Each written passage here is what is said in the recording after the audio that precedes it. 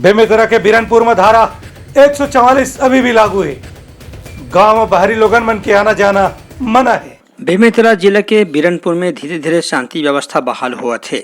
शांति व्यवस्था ला बनाए बर यहाँ जिला प्रशासन डहार ले लोगन मन ले अपील करे गए कि कोई भी बाहरी व्यक्ति ला बिरनपुर गांव में प्रवेश नहीं करन दे जाही। जिला प्रशासन डहार ले पूरा जिला और खास तौर से बिरनपुर और साजा अनुभाग में धारा 144 लगाए गए है। प्रशासन के अधिकारी मन लोगन ने अपील करा थे कि कोई भी बाहरी व्यक्ति ला गाँव में प्रवेश झन करन दे जाए और जौन कानून व्यवस्था के उल्लंघन करी ओकर खिलाफ सख्त कार्रवाई करे जाही। सूचना सूचना सूचना समस्त और खास को सूचित किया जाता है कि अनुभाग साजा एवं बिरनपुर में धारा 144 लागू है। ग्राम बिरनपुर में किसी भी बाहरी व्यक्ति को प्रवेश की मनाही है।